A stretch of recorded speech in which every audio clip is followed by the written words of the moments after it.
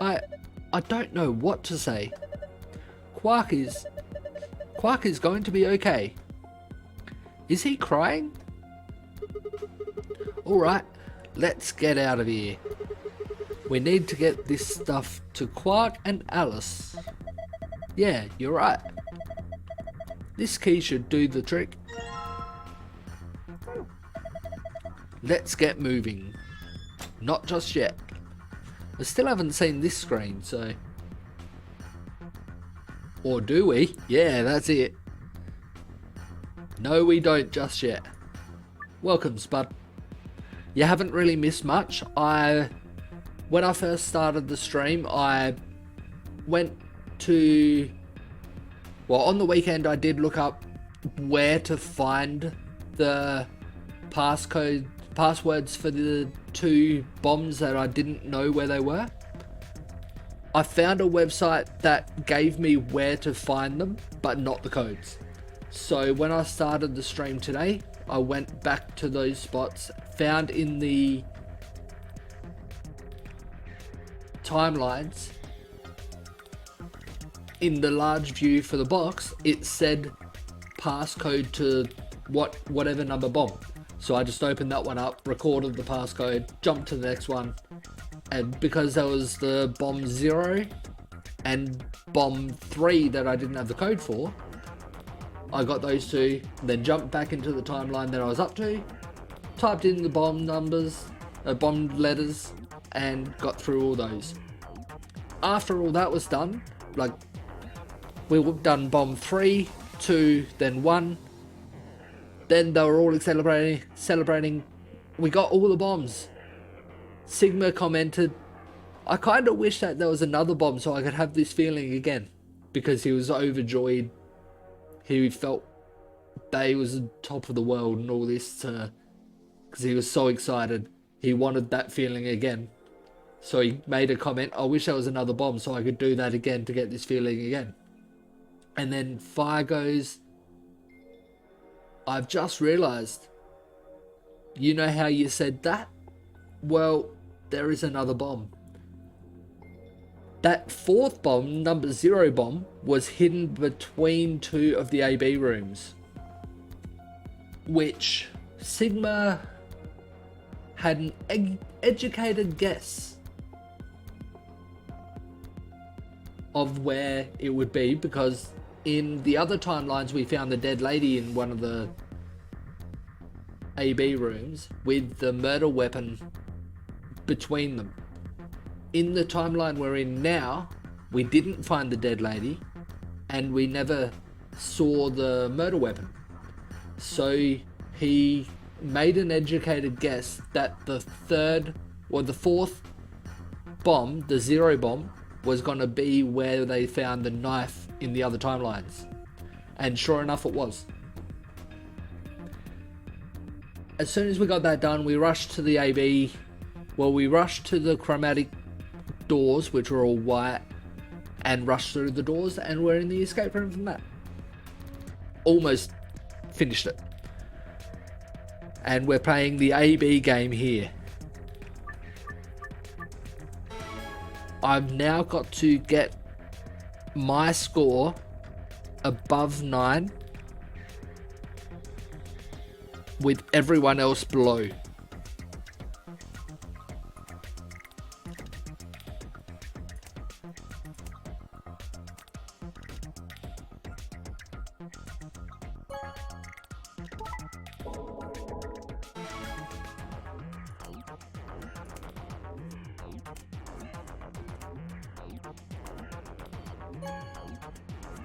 Damn. And that one's ruined it.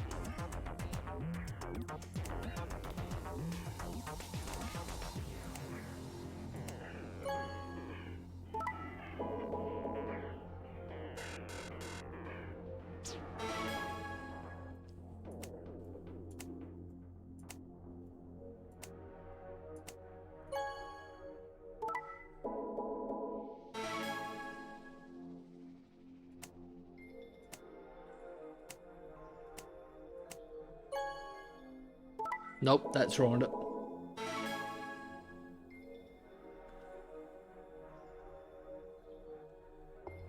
I think it's either D or E that always copies.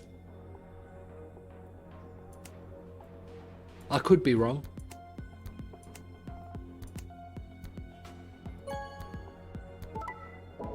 No. So, thinking, is it C that always copies? And is it always the same every game?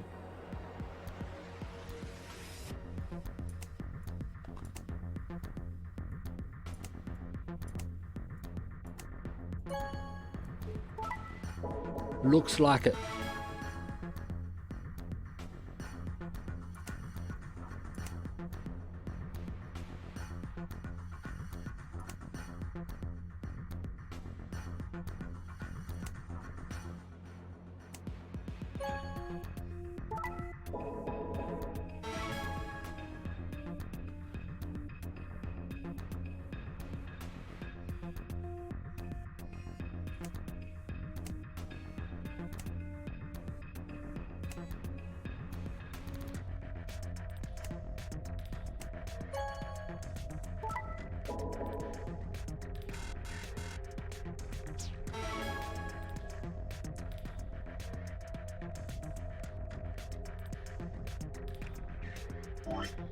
That didn't make sense.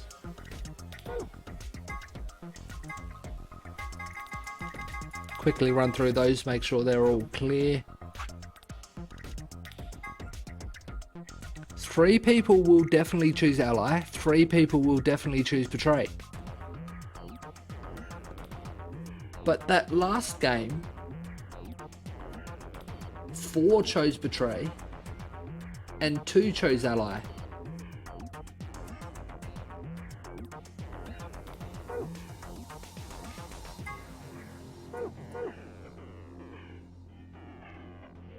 We've already got the green password for the safe in this room. I think you were here for that one, Spud.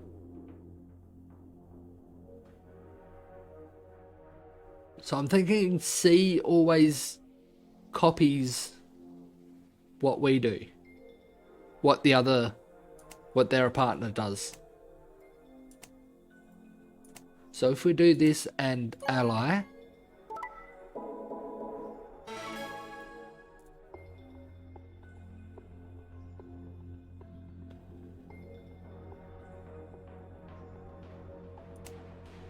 does our adjacent next to us always do the opposite to us? Which means I want E there.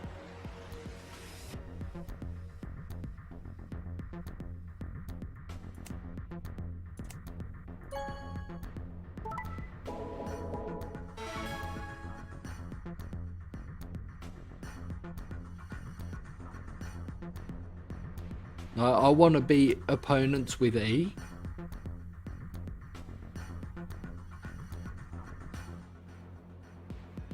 I want C there. I'm thinking adjacent will be opposite. Whatever C votes, he will go against.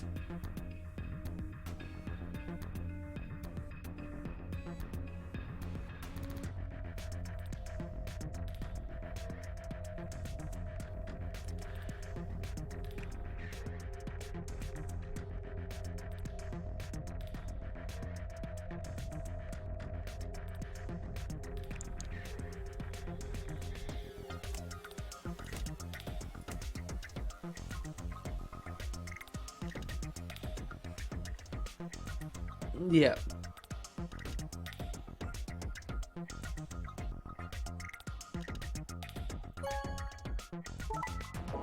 Nope. Damn.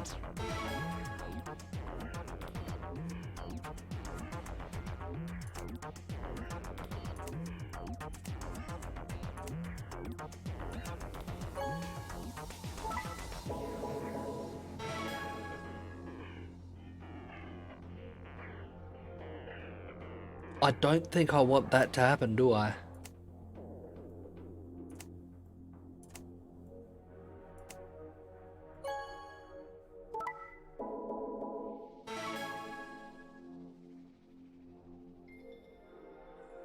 Because now there's possible for 4 to get past 9.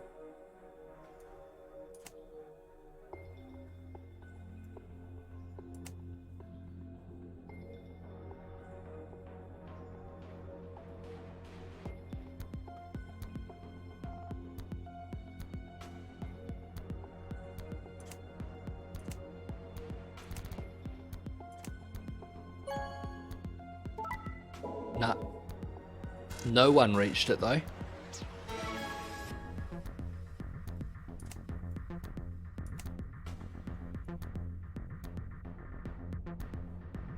I'm thinking they vote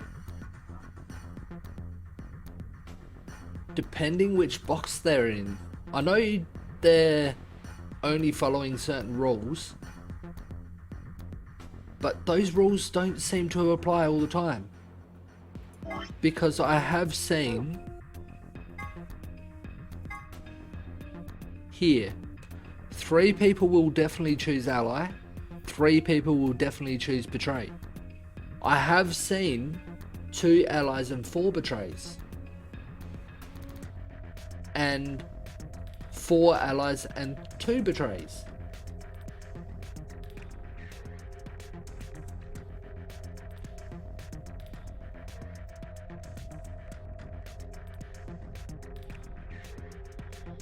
I've already achieved the top one. I'm trying to get the second answer.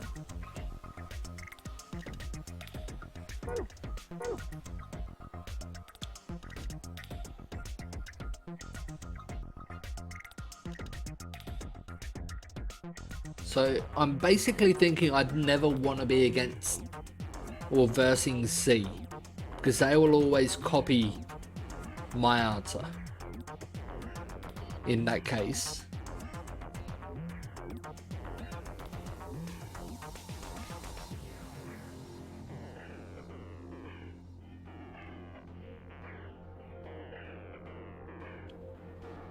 And you can't get there with always allying.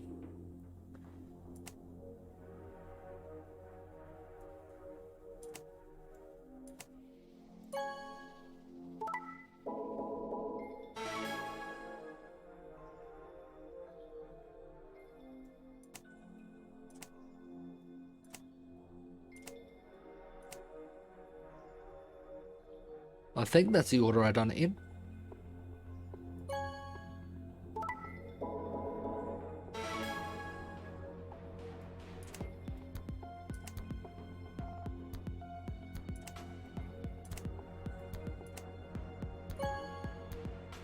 Done. No. C and B got it as well. How?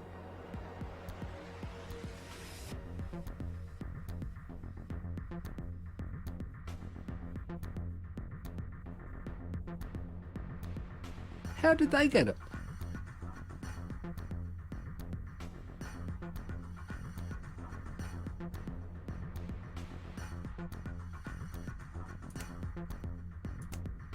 Because they were doing allies.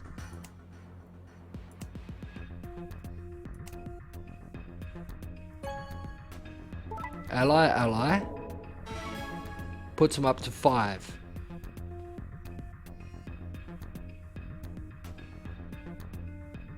And ally again should only go up to 7.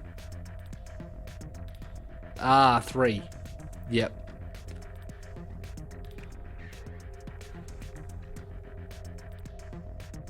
I get it. I was thinking 2 games, but there's 3 games.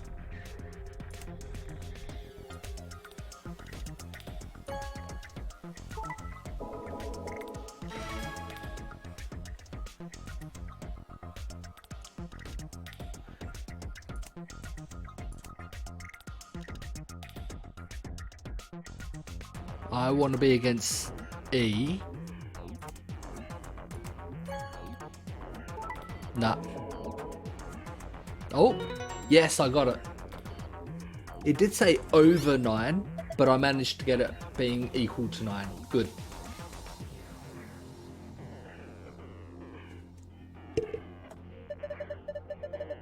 That one is a bit difficult because they don't really have a rule of who's exactly gonna go ally and betray.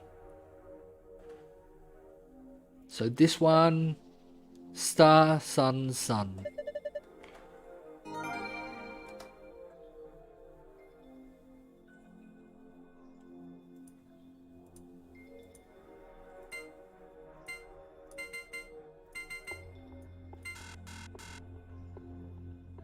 Wasn't that it? Nope.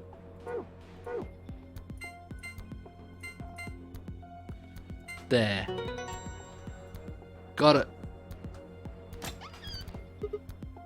Yes. It's open.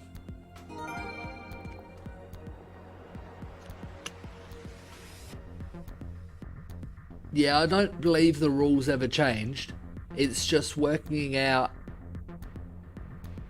who your opponent needs to be and what way they're going to vote.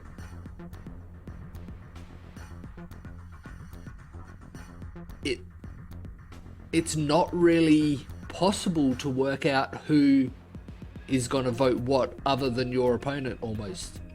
Sometimes they vote the same as you, sometimes they don't. Unless you're against the person who votes the same as the person above you.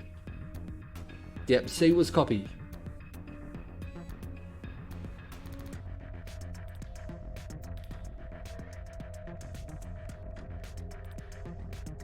Okay. So C always copied. And A always betrayed, did they? I never picked that. B always allied. I never picked that. D was ally, which I never picked.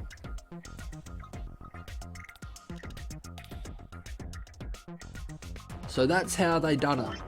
In this one, when they say 3 people will definitely choose ally, they meant 1 pair and 1 solo. 3 people will definitely choose betray, 1 pair and 1 solo, which leaves just me and the copycat. Yeah, I never picked that. Those ones were always the same people. That one I did, but I didn't pick it for those 2.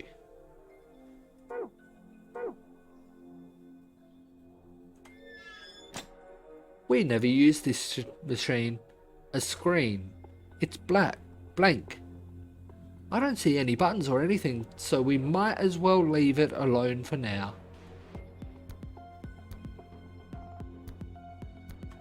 Nothing else I can do other than leave. The door's locked. It says lock. It sure does. You guys ready? You don't need to count down, Sigma. But here it goes. Go for it. Alright.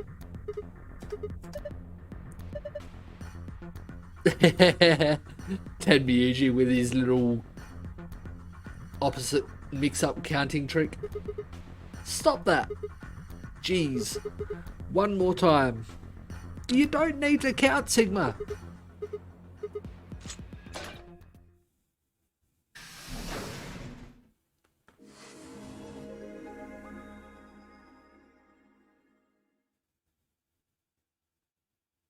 Huh. It opened. We should get back to the Flore warehouse then. Hey, wait. Did you guys hear something? What? You didn't hear it? It came from over here. Over there. It sounds like something turning on. See? I told you. This screen wasn't on before. You're right. Guess it was set to turn on when we opened the door. It looks like an authentication screen. I think we need to put in an ID and a password. Yeah, but what? That was when I noticed the illustration.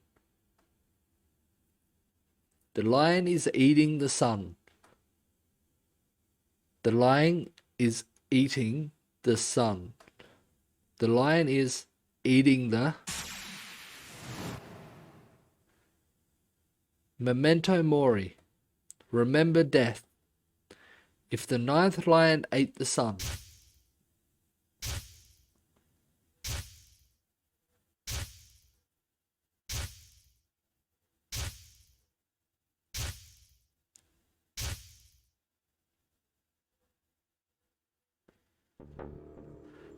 There was a lot of lions eating suns.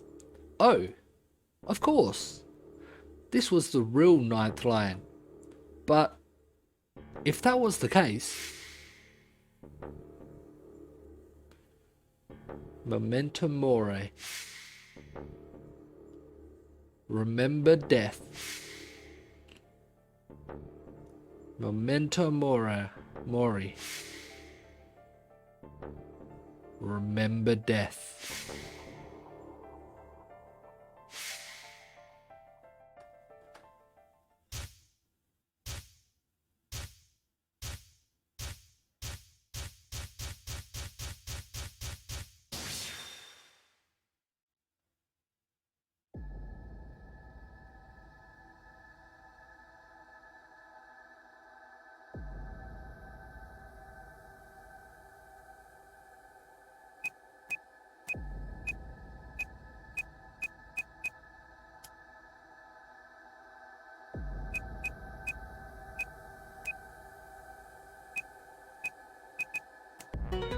Got it.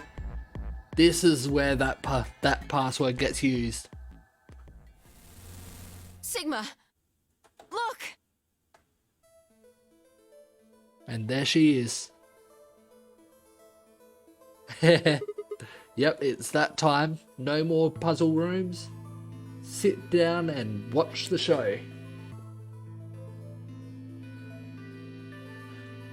Not a problem, Tigress. Thanks for hanging out and helping out a lot. Very much appreciated. Once I finish the story here, I will be jumping straight into Zero Time Dilemma as well. So, yep. Your Akane Kurashiki. So it is Akane. She's grown very old. Okay, no problem. So she's definitely grown a lot since the... I'm thinking from how old she is now. I think, wasn't she like 20 or something in 999? When the game 999 was based? 20 or 21 or something? So,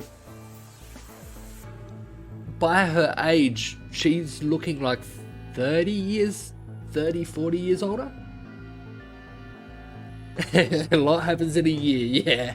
We do know it's at least 10 years later. And we do know also that she's one that planned the game and she also planned her own death. Gave the order to Luna to hide her body when she was killed, but didn't say to Luna that it was going to be her that died. So yeah. So could he be Junpei? Like someone said. Because he was carrying around a picture of her as a kid. Or as teens. And it meant a lot to him. Her there. name is Akane Kurashiki. Yep. I've been looking for her for a very long time.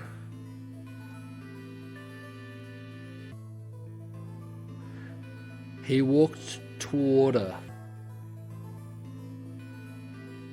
Yeah, I was thinking, was it you, Spud? Slowly, carefully, almost as if he was afraid of scaring her away, he reached out. She's a hologram. Tenmyuji squeezed his eyes shut. Akane. He closed his hand around empty air and let it fall to his side. There was a moment of sad silence, and then she began to speak. So I think if Temiyuji is Junpei, he really was attracted to her when we played 999 and could never give that up, and ever since that game ended, he'd been searching for her. I see you finally arrived. I've been waiting for you. Well, I suppose that's slightly inaccurate. What you see now is a holographic message I recorded before you came here. Unfortunately, this means I will not be able to answer your questions, at least not directly. I hope you will understand. Now, where to begin? You probably have a great many questions. What day is it? Where are we? Who is Zero? And what does he have to do with Akane Kurashiki? But I imagine there is one question that rises above all the others. Zero is Kei's dad, and you went to this warehouse to help Kei's dad with his research.